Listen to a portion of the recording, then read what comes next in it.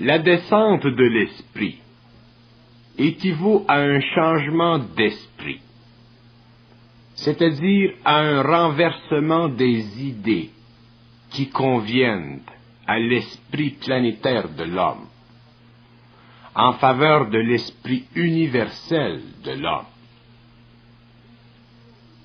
L'infusion de l'énergie universelle dans l'esprit de l'homme libère ce dernier des effets psychologiques subjectifs créés dans son mental par des intelligences qui n'ont plus d'esprit, mais qui ne sont que mémoire. Une intelligence qui ne possède plus d'esprit ne peut plus reconnaître la différence entre elle-même et sa mémoire, de sorte que sa mémoire devient l'esprit de cette intelligence, et l'homme ne peut bénéficier de l'intelligence d'un tel esprit, qui n'est qu'une coque, c'est-à-dire qu'une mémoire maintenue vivante, que par le pouvoir de la matière astrale sur le corps astral du décédé. La matière astrale est liée à la conscience animale de l'homme, de sorte que toute matière astrale possède sur l'homme une force de cohésion suffisante pour que demeure intacte la mémoire de l'âme, la mémoire de l'homme. L'élévation de l'esprit de l'homme l'introduit à une condition mentale qui correspond à un taux vibratoire qui ne dépend plus des forces astrales, c'est-à-dire de ces forces qui n'ont plus d'esprit, autrement dit d'intelligence. L'homme est le seul être qui possède un esprit total, c'est-à-dire un esprit qui peut être élevé vibratoirement à un taux qui lui permet de se libérer de la puissance des forces astrales sur lui et en lui. Toute intelligence qui n'est pas vivante est limitée par le fait que toute personnification de cette intelligence n'est réelle que dans la mesure où elle s'exerce sur le cerveau humain. Mais sa réalité ne convient pas à ce que l'homme peut connaître de la réalité, c'est-à-dire de l'intelligence pure et des mondes qu'elle habite. L'élévation de l'esprit de l'homme le libère de son lien psychologique avec un monde d'images et de pensées fabriquées pour lui permettre d'avoir l'impression d'être réel, alors que le réel ne peut être fabriqué. Le réel ne pouvant être fabriqué, il doit être le produit de l'activité créative de l'intelligence pure sur l'homme, élevant ainsi le taux vibratoire de son esprit, et le faisant par le fait même, éventuellement, pénétrer dans le réel, c'est-à-dire dans le monde de l'énergie. Tant que l'homme n'a pas pénétré le monde de l'énergie, son expérience n'est pas issue du réel, mais de l'astral. Et cette expérience ne lui sert pas. Elle sert l'astral en lui, qui colore sa vie selon cette expérience. Cette coloration donne à l'homme l'impression de l'expérience, sans en bénéficier sur le plan de l'énergie. L'homme doit bénéficier de l'expérience sur le plan de l'énergie et non sur le plan psychologique dominé par l'astral. Tant qu'il ne réalise pas ceci, les intelligences astrales bénéficient de son expérience, et lui la subit pour leur bénéfice. Lorsque le taux vibratoire de l'homme a été élevé au-delà du taux de sa conscience astralisée et astralisante, l'expérience n'est plus nécessaire pour lui psychologiquement. Elle n'a de valeur qu'en termes de l'énergie qu'elle apporte à sa conscience vibratoire. L'élévation du taux vibratoire de la conscience humaine devient de plus en plus élevée avec le temps. C'est-à-dire que le temps ou les événements et la façon dont l'homme réagit à ces événements dans sa conscience éveillée élève le taux vibratoire de son corps mental et de ses autres principes. L'élévation du taux vibratoire de la conscience humaine consiste en un rapprochement entre lui-même et son intelligence pure, de sorte que cette élévation ne correspond pas seulement à un changement dans l'intelligence, mais aussi à une augmentation du pouvoir visionnaire de l'homme qui lui ouvre les portes de l'invisible. L'invisible n'est autre chose qu'un autre monde où évoluent d'autres intelligences non soumises aux lois de la mémoire, telles que l'homme inconscient. Ces mondes sont vastes et leur influence sur le monde matériel de première instance, mais l'esprit de l'homme est de beaucoup trop dense et l'élévation de cet esprit en énergie vibratoire est essentiel pour qu'il puisse passer d'un niveau de conscience et de science à un autre, d'où les possibilités de vie et de créativité multiples, sans parler de longévité s'étendant à l'infini selon les lois hiérarchiques de la lumière dont sont faits ces mondes. L'homme est un être quasiment aveuglé par l'astral. L'effet de celui-ci sur son esprit est tellement puissant qu'une très faible intelligence active son cerveau. Et la faiblesse de cette intelligence ne peut être remédiée que lorsque son esprit subit une élévation du taux vibratoire, ce qui altère l'énergie de son cerveau et nourrit tous ses principes. L'être humain appartient à un ordre d'intelligence qui n'a pas encore réussi à boucler le cercle de la vie.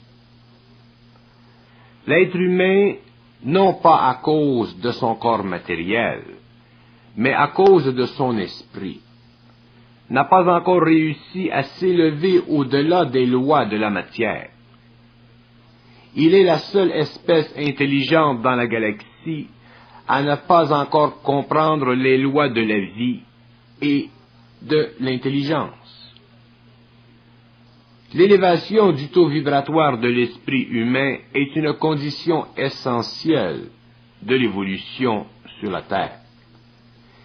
Et sans cette élévation, l'homme finirait par détruire sa planète et sa race, car l'intelligence qu'il possède est sous le contrôle des forces de la mort, de ce monde qui n'a conscience que de son lien avec le corps matériel,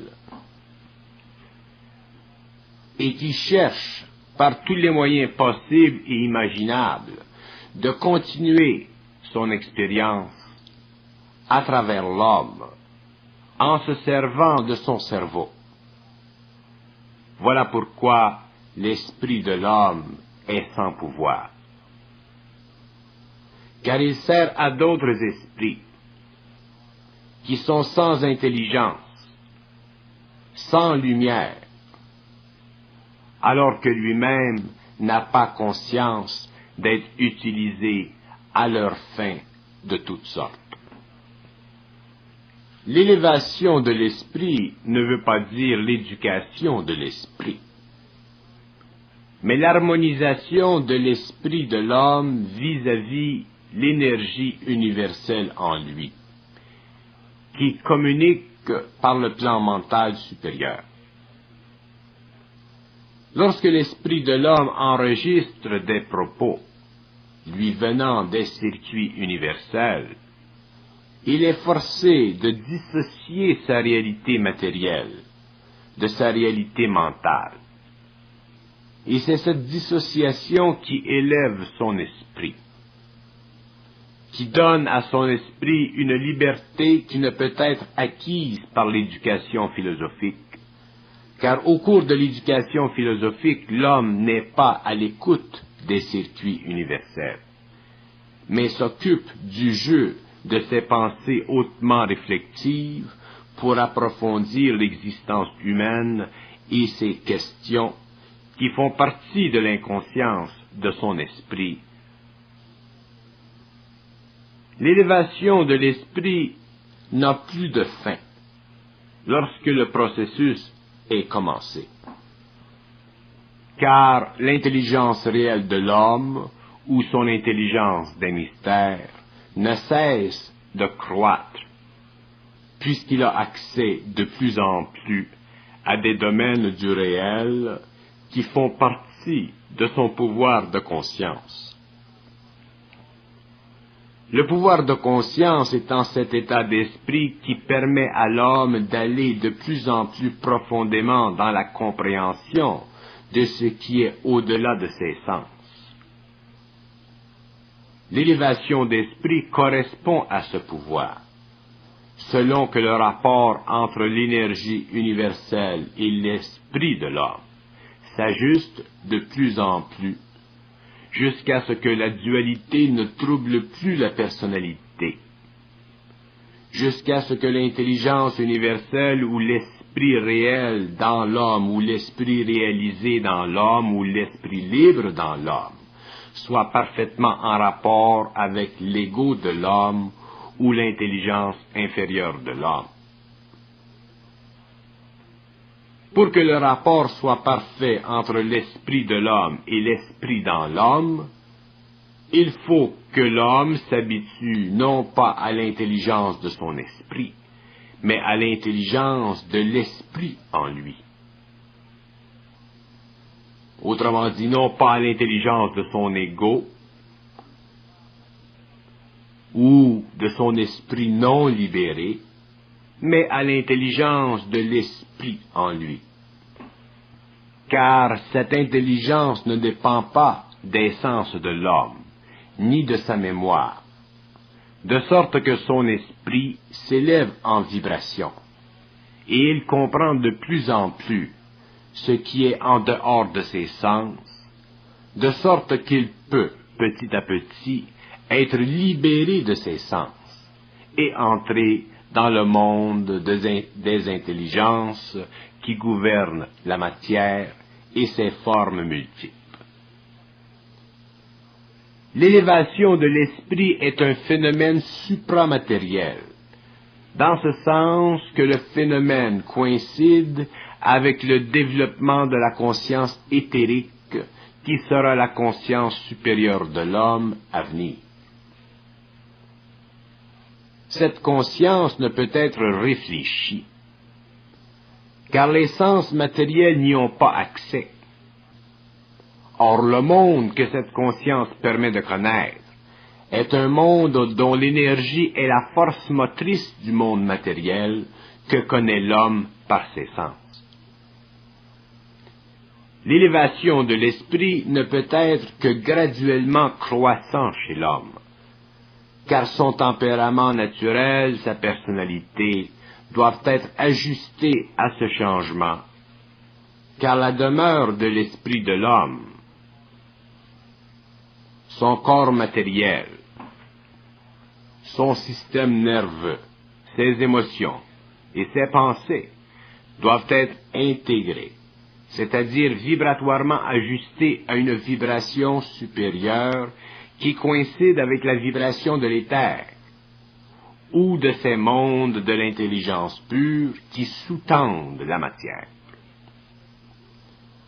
L'homme est un être d'autant plus fragile que la réalité qu'il préconise convient à son équilibre psychique et psychologique. Si cette psychologie doit être éventrée pour que son psychisme devienne plus puissant, il lui faut subir une élévation d'esprit qui le rappelle à la Voie lactée, sans passer par le monde de la mort. L'esprit de l'homme est une entité psychique qui vient de la Voie lactée, de ces vastes mondes où l'esprit a progressé depuis très longtemps, avant de se lier à la Terre, où il a subi sa dernière transformation, qui a coïncidé avec l'évolution de l'homme par le biais du phénomène cyclique de la mort. Or, la mort n'existe que dans ou durant la période où l'esprit de l'homme est demeuré prisonnier de la terre et de ses sphères psychiques, dont la mort est une des plus puissantes. Le psychisme de la mort a suffisamment ébranlé l'esprit de l'homme pour que ce dernier ne vive aujourd'hui que de mémoire plutôt que d'intelligence réelle. Or, la mémoire, c'est la destruction de l'intelligence réelle chez l'homme. Et un jour, il devra retourner à la Voie lactée en passant par l'esprit universel en lui, qui coïncide avec la lumière de l'éther. Dans cet éther universel, l'homme pourra regagner ce qu'il a perdu au cours des âges, cette fois-ci aguerri par l'expérience et conscient des dangers qui guettent tout esprit qui perd conscience de son contact avec la lumière. L'élévation de l'esprit n'est pas seulement un phénomène d'intelligence chez l'homme, mais aussi un phénomène psychique, de sorte que toute élévation d'esprit donne à l'homme le pouvoir sur la matière.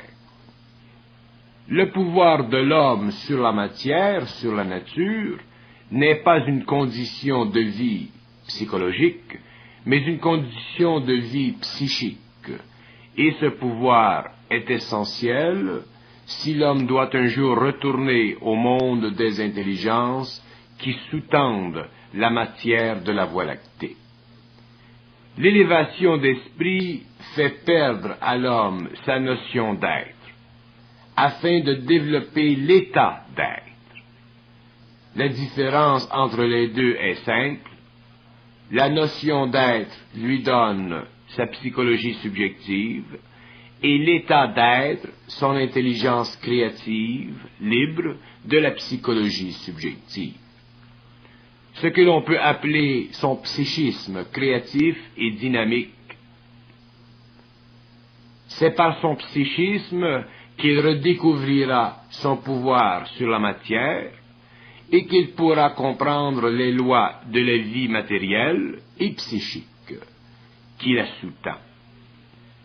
Tant que l'homme n'a pas subi une élévation d'esprit suffisante, il n'est pas capable de se dissocier de la force accaparante de sa psychologie personnelle, de sorte qu'il ne peut se sentir libre dans sa personnalité, de sorte qu'il ne peut être conscient de sa personne humaine au-delà des valeurs que lui impose sa psychologie sociale. Or, cette psychologie n'a rien de réel, car elle est construite d'inquiétudes psychologiques qui font partie du jeu constant entre l'ego et son maître, la mémoire. L'élévation de l'esprit requiert que l'homme vive de plus en plus de ce qui se manifeste à l'intérieur de son cerveau, au lieu de vivre de ce qui s'imprime sur son cerveau. Autrement dit, l'homme doit apprendre à supporter la présence mentale de plus en plus grande de l'intelligence réelle dans son esprit. Cette vie à deux, pour ainsi dire, crée une diminution de sa psychologie subjective et une augmentation de son psychisme. L'élévation de son esprit en résulte et le pouvoir des sens sur son intelligence diminue graduellement, libérant ainsi son esprit de ses sens et lui ouvrant les portes de l'éther.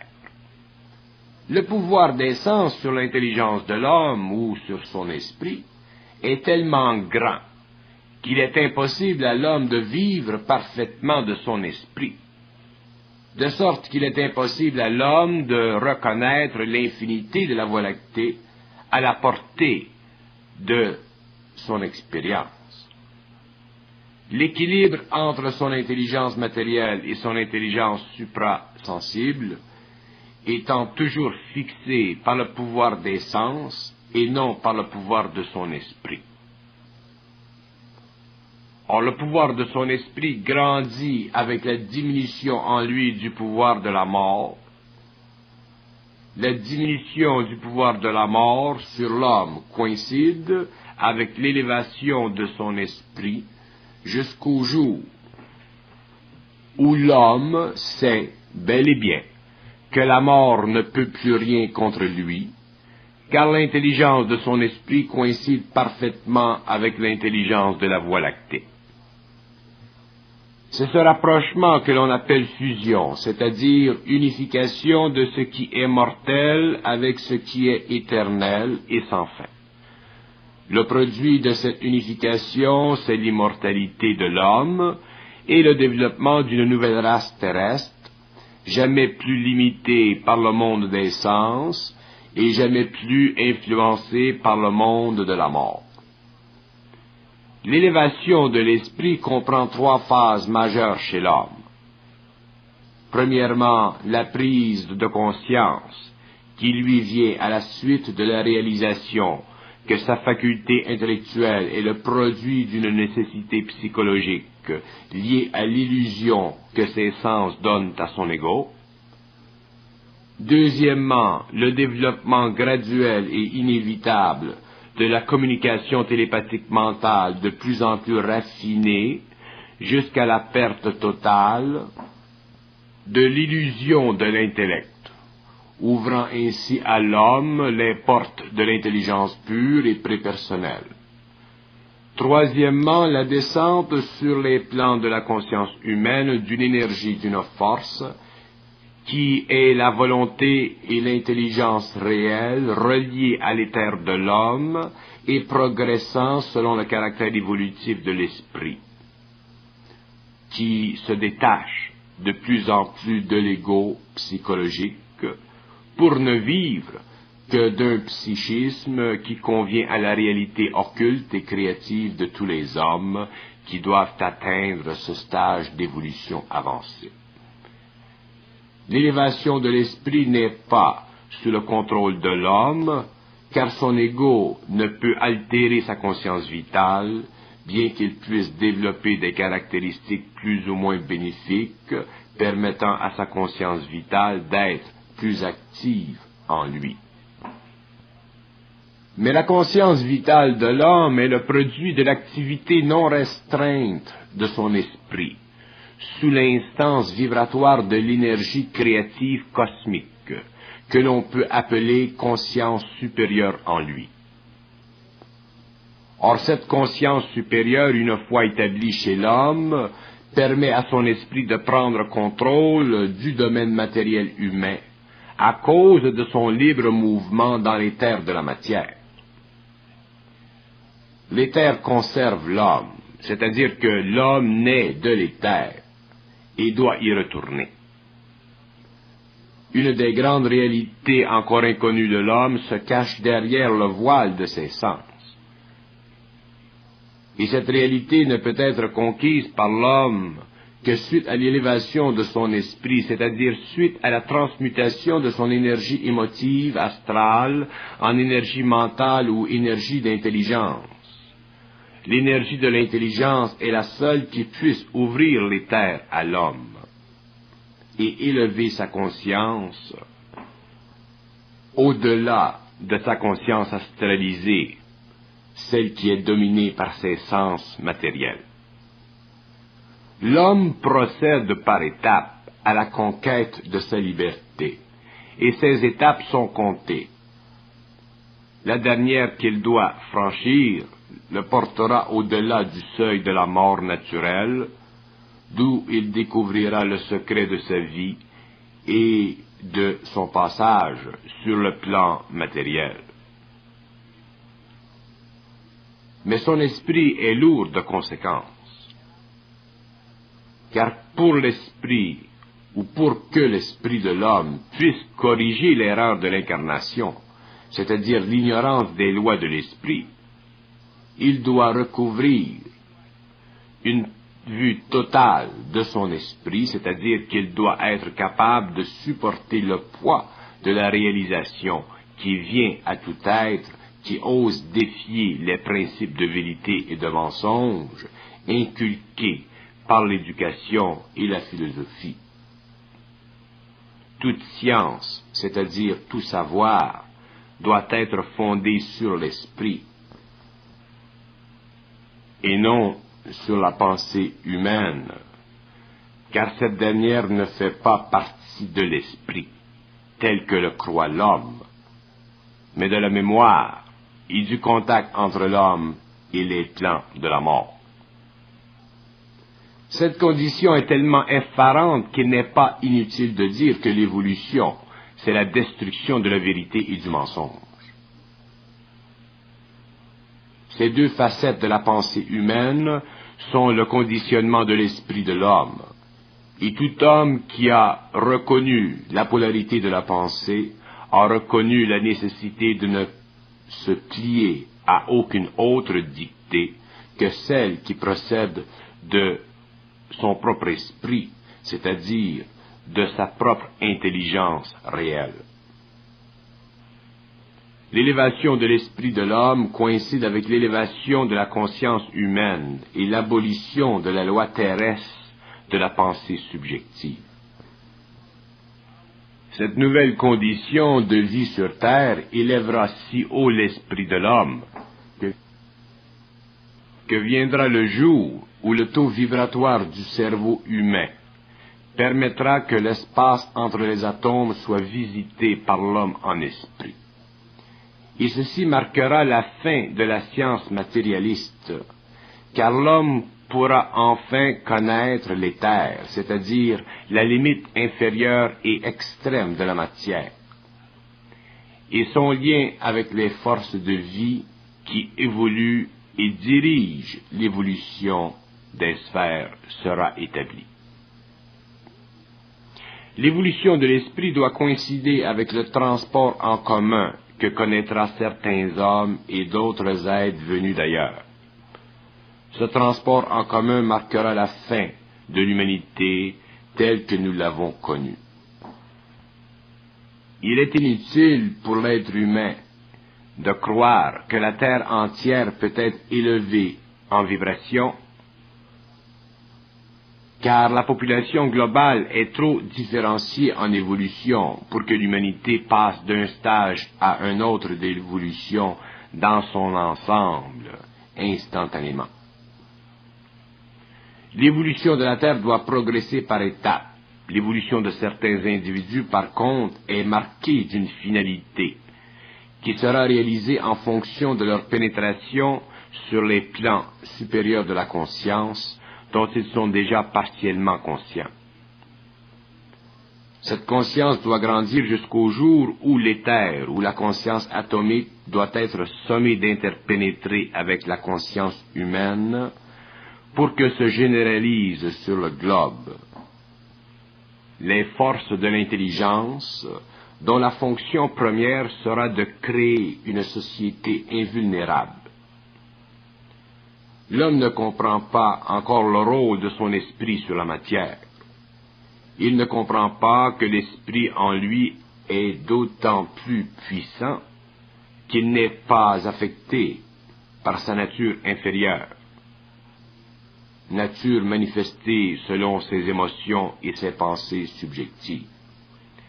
L'esprit de l'homme coïncide parfaitement avec l'esprit universel, c'est-à-dire avec son pouvoir intérieur, lorsqu'il a cessé d'être prisonnier de l'influence néfaste de l'esprit de la mort sur son être.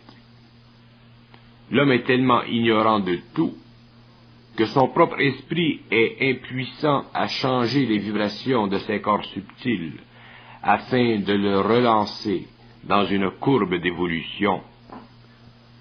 L'évolution pour l'homme est associée à une sorte de trajectoire ascendante à laquelle fait allusion la philosophie ou la spiritualité.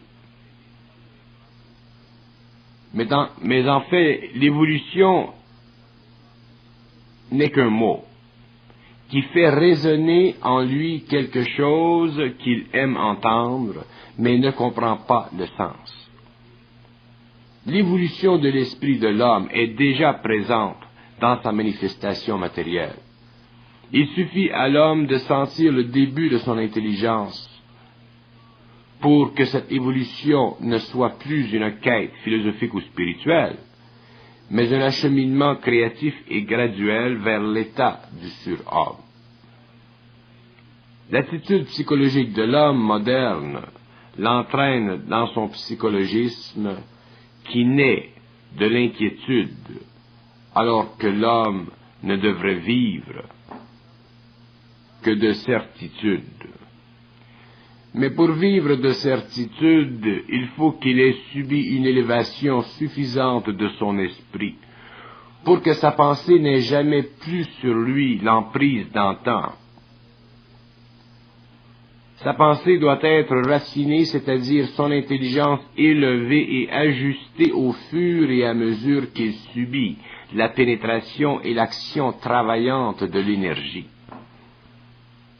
L'élévation de l'esprit de l'homme est tellement importante pour lui que l'humanité ne peut continuer sa progression dans le temps, à moins que l'homme puisse un jour se souvenir de lui-même, alors qu'il sera au-delà de la chair. Ce souvenir de lui-même doit être parfait et non un simple mécanisme de sa mémoire astrale. Ce souvenir de lui-même maintiendra la continuité de son esprit, dans son esprit, continuité de conscience, et ce dernier connaîtra l'ordre extrasensoriel auquel il appartient, ordre infiniment plus vaste et plus grand que son imagination spirituelle ou astrale ou philosophique peut lui faire croire ou connaître. La mutation de l'homme est sujette au temps qu'il subit, alors que ses principes se transforment pour que son esprit soit libéré des basses vibrations qui alimentent son mental et son émotionnel. Ce sont ces basses vibrations qui sont à la source du malheur humain et conditionnent l'homme non pas à son esprit, mais à son périsprit. La clé à l'élévation de l'esprit de l'homme est enfouie dans sa capacité de pouvoir surgir en esprit de l'impuissance de ses pensées, afin de ne plus avoir à se sentir, à se servir de ses pensées, mais de pouvoir créer les pensées qu'il veut pour pouvoir expliquer ce qu'il sait. L'homme ne peut plus être soumis à ses pensées, il doit pouvoir les construire à volonté. Son regard doit pouvoir se diriger dans quelque direction que ce soit et percer le voile du mystère. Sinon, il ne peut être que dans son périsprit.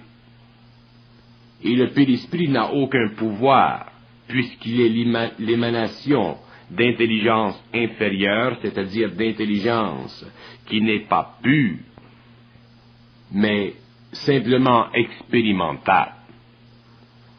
L'intelligence de l'homme doit être pure, réelle, et non expérimentale, car toute intelligence expérimentale invoque mémoire, et l'homme ne doit plus vivre de mémoire, mais d'esprit créatif.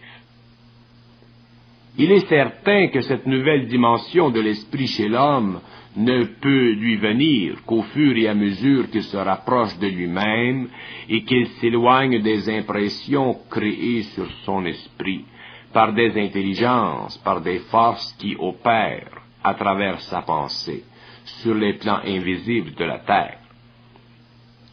L'élévation de l'esprit de l'homme est le combat ultime entre l'invisible et l'homme. C'est la suppression de l'invisible chez l'homme. C'est le pouvoir de l'homme, de son esprit, sur tout ce qui peut l'inquiéter, le diminuer, le faire retourner à la mort. L'esprit de l'homme, de la 6e race, n'est plus un problème de définition. Ce sera un fait vécu par l'homme initié au mystère de sa genèse. L'homme doit être initié à ce qu'il n'a jamais compris ni réalisé. Il doit être initié à tout ce qu'il sait, mais n'a jamais pu comprendre, car il ne savait pas reconnaître le fait de son intelligence puissante, mais voilée. L'élévation de l'esprit de l'homme détruira l'astral terrestre chez l'homme. Ces plans d'où émanent les myriades d'influences qui ont toujours maintenu l'homme, son esprit, prisonnier. Le premier signe avant-coureur de l'élévation de l'esprit sera manifesté par une intelligence très personnelle et très universelle à la fois, chez tous ceux qui auront commencé à comprendre comment sortir du labyrinthe de la subjectivité, de la crainte de la pensée, de la crainte dans la pensée, de l'inquiétude dans la pensée, afin d'entrer dans les espaces vides et pleins de l'intelligence créative. La séparation de conscience sur la Terre entre la 5e et la 6e race sera le résultat de l'élévation d'esprit chez ceux qui appartiendront à ce monde nouveau de la pensée et de l'intelligence. L'élévation d'esprit ne se limite pas. Dès que l'élévation d'esprit commence chez l'homme, le processus se poursuit jusqu'à ce que l'homme ait transmuté, c'est-à-dire altéré complètement la conscience de ses corps subtils. L'élévation de l'esprit de l'homme coïncide avec l'élévation de l'esprit de la terre, mais l'homme ne peut comprendre ceci que lorsqu'il aura dépassé le mur créé par ses sens. L'élévation de l'esprit instruira l'homme d'une façon qui ne convient aucunement à son intelligence, à son intellect, de sorte que l'homme ne pourra plus participer à la vie de la terre telle que nous la connaissons aujourd'hui. L'homme sera obligé de se retirer du monde d'aujourd'hui. Ceux dont l'esprit sera élevé au-delà de la conscience astrale ne pourront plus respirer l'air de la terre d'aujourd'hui et seront obligés d'aller chercher sur un autre plan de vie les forces de vie.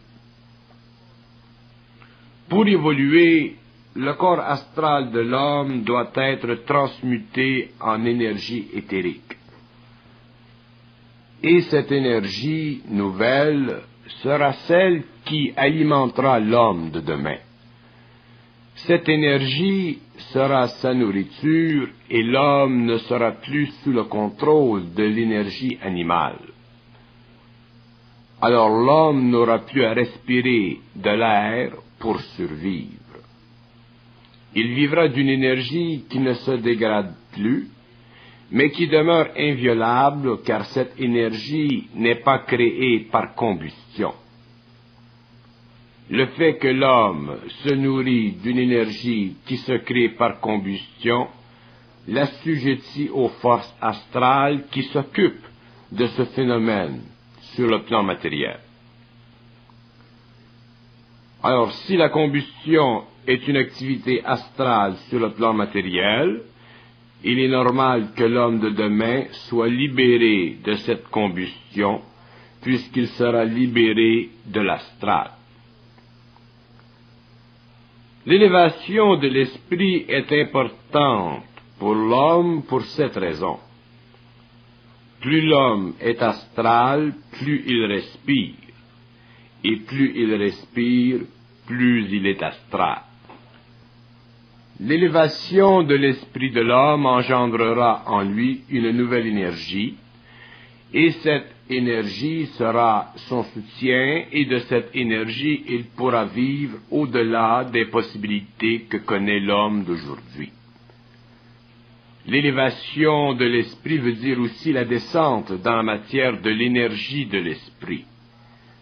Et cette descente altérera le corps astral de l'homme et lui fournira l'énergie nécessaire pour que l'homme, pour que son ego puisse servir de canal à l'esprit de l'intelligence, c'est-à-dire à l'énergie qui doit construire sur la terre une nouvelle civilisation. L'élévation de l'esprit chez l'homme lui permettra de réaliser des merveilles, car il pourra accoupler l'énergie et l'intelligence. Ceci n'a pas été encore réalisé dans sa pleine mesure, et lorsque cette réalisation sera manifeste, l'homme pourra cesser une fois pour toutes d'être esclave de qui ou de quoi que ce soit. Ce sera l'âge d'or pour certains et le paradis pour d'autres qui seront plus près de l'éther.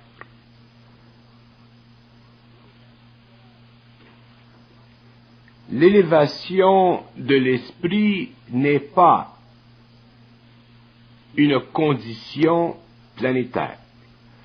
L'élévation de l'esprit est un phénomène que l'homme ne connaît pas encore aujourd'hui, qu'il ne réalise pas encore aujourd'hui, mais l'élévation de l'esprit est un phénomène totalement nouveau pour l'homme de la Terre.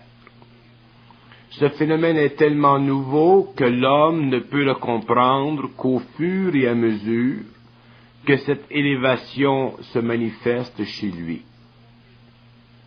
Ce phénomène n'emprunte aucune mémoire, n'est lié à aucune explication philosophique, ne peut être d'aucune façon philosophique ou spirituelle interprété.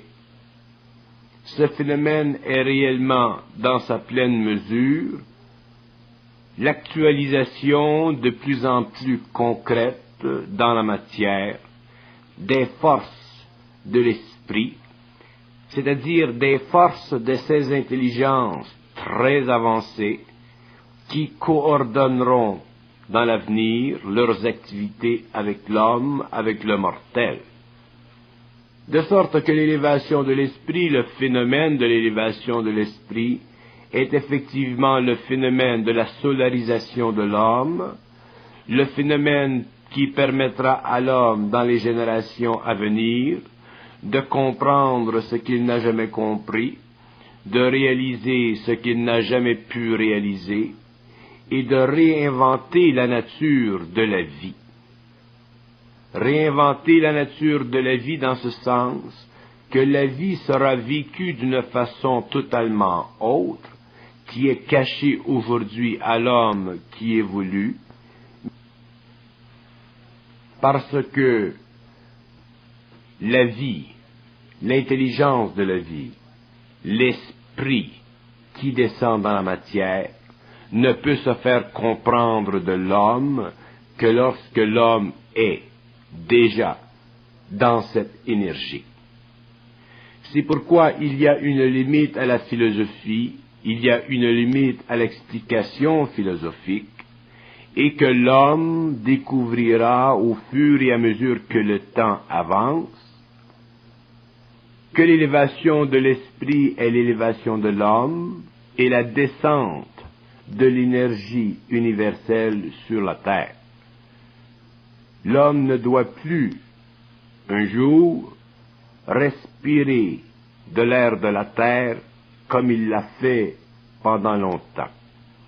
L'homme un jour doit se nourrir d'une énergie qui n'est plus matériel, afin de pouvoir établir sur la terre une civilisation qui n'est plus contrôlée dans son évolution par des forces qui se servent de la respiration, par des forces qui se servent du biologisme animal pour renverser la polarité de l'intelligence et ainsi créer sur le globe matériel un mirage parfait.